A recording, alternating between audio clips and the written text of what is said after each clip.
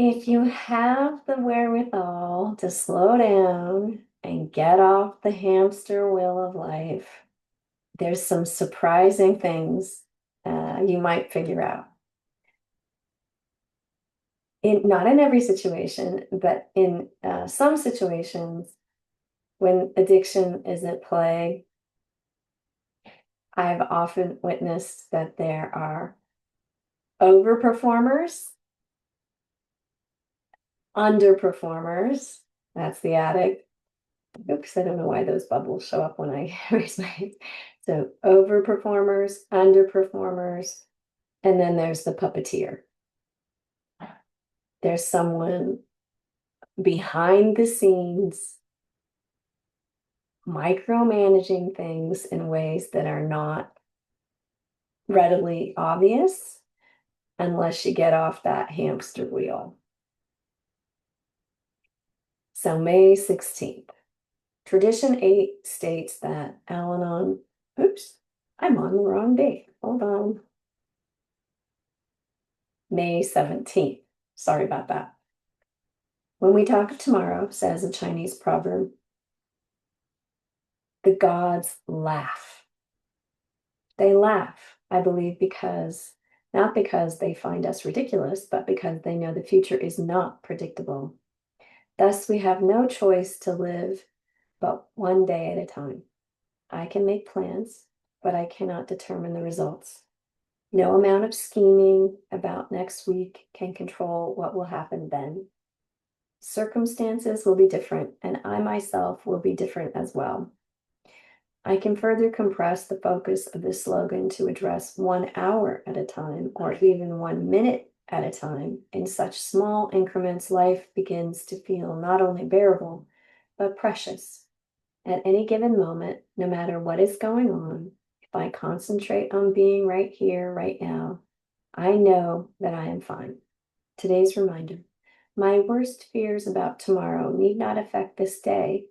By letting them go, I am free to grow. What bad habit can I change today? What fear can I face? What joy can I acknowledge? What good fortune? No matter how modest I can celebrate, all I have is today. Let me make today the most fully alive day I have ever experienced. And then there's a quote, do not be anxious about tomorrow. Tomorrow will look after itself. And that's written in the Bible. So I'm going to speak to the puppeteers in the crowd, and there's not many of you that are showing up to watch these videos, I'm sure. It's probably the last thing you want to do.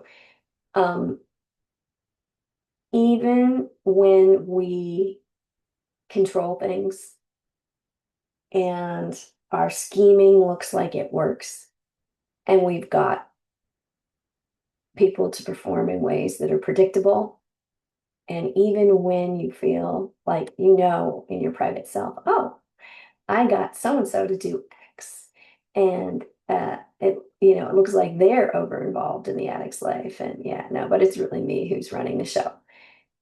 Um, Scheming never works. It never works. It's just a temporary fix.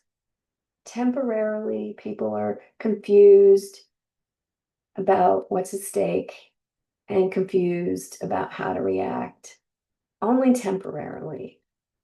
And the truth is, there is a higher power who's in control.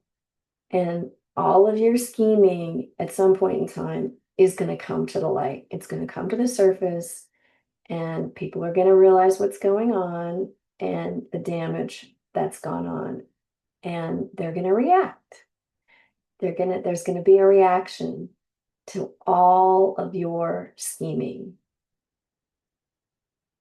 And just like hitting the lottery, there's going to be some consequences for you, for you, that person who's been pulling strings, telling lies, using guilt, shame, manipulating, whatever you do to manipulate, to conceal your own agenda and to suppress people, dominate them, and control them. Sooner or later, it's going to come out because people can't, it's not sustainable. People can't live like that. Just a little warning.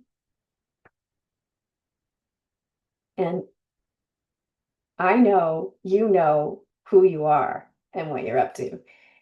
There's no secrets. There's no secrets. I mean, the people may be so spun up in the chaos that they can't figure out what's going on. But sooner or later, they're going to figure it out. Blessings on your day. I pray you find a better way to live your life.